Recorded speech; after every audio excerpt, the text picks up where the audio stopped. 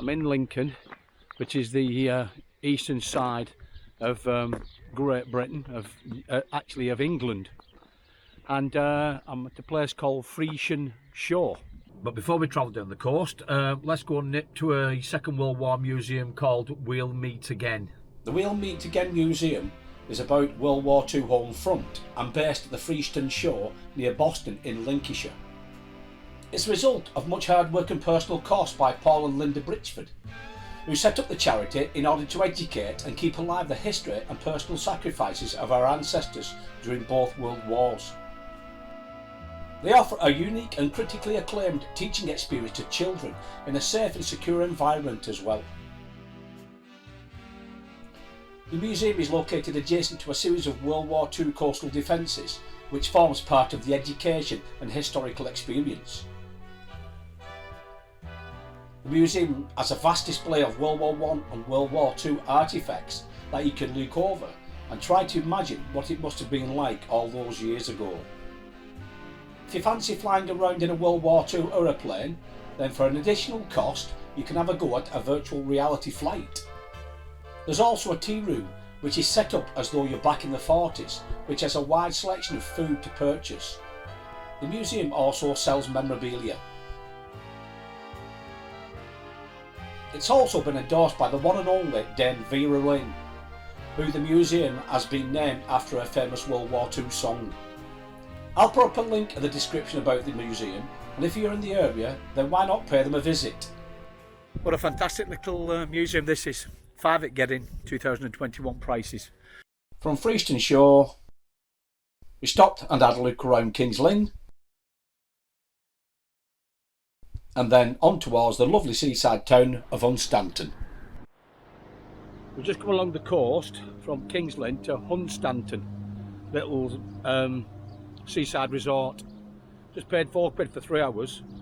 Fortunately, we're not going to get 3 hours worth because apparently we have to be off by 6 o'clock. We only got here at something like 3:30, so we can't stay overnight either. Apparently they shut the gates, so we're going to have to just have a mooch round, then go in the next 2.5 hours. Hunstanton's a 19th century resort town in Norfolk, England, initially known as the New Hunstanton to distinguish it from the adjacent village of that same name.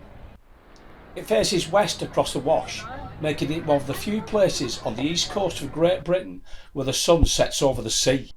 That sea's a bit far out. In 1846, Henry Stallman Lestrange decided to develop the area south of Old Hunstanton as a bathing resort. If you go to the seaside, you've got to have a Mr. Whippy, haven't you? He brought a group of like-minded investors into building a railway line from King's Lynn. By 1862, the Lynn and Hunstanton Railway had been built and became one of the most profitable in the country. And there's the signal. In 1848, the first main building, the Royal Hotel, now the Golden Lion, was built by Victorian architect William Butterfield, a friend of Lestrange. Overlooking a sloping green and the sea, and for several years standing alone, he turned the nickname Lestrange's Folly. Hunstanton has a fairground, aquarium, seal sanctuary, theatre, large caravan parks, and a very long promenade.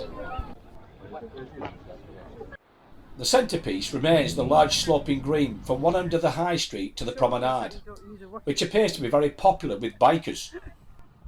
The coastal cliffs include the type section of the Hunstanton Formation of lower reddish limestone, which was laid down during the lower Cretaceous period. This is topped by a white chalk layer from the upper Cretaceous period. I think it's typical rock around the east coast of England anyway. Very, very soft, so it wears away very quickly. The town once had a Victorian pleasure pier with a pavilion and a miniature steam railway. The pier pavilion was destroyed by a fire in 1939 and was damaged again by fire in the 1950s. What remains extends just 15 feet out from the amusement arcade and cafe built onto the side of the original entrance. So what do I think of Hunstanton? Well, it's a seaside resort at the end of the day. It's nice, it's great for the kids I suppose, and especially on a day like today where it's lovely and sunny, they can go and play on the beach, and hopefully it doesn't cost the parents too much. I should know how much it cost when I was bringing my kids up. It ain't cheap going to holiday where you have to go and fork a lot of stuff out, keep the kids entertained, but when they're on the beach then they just build sandcastles. And left here, do you think about if they'd open this up here for the night and let us stay here, the amount of money that people like us could bring into this little community. Right, we've just been on the Parking for Nights app, and we can't really find anything that's suitable around here. I think it's because Norfolk's so popular, especially on the coast, and we're travelling the coast. So what we've done is I've gone onto the Out and About app, and I've found a place along the coast, about 30 odd miles from where we are now. I rang the lady up, her name's Sonia, and she says, yeah, we can have a night, 2 nights, 3 nights if we want to. And it's only £8.50 a night, and that's including shower and what else? It's shower and something else, I think. Water anyway, and waste disposal we get there any road. So we're going to do that for £8.50. It's not worth blinking bothering, is it? So we're going to go there now. So come along and have a look at what it looks like.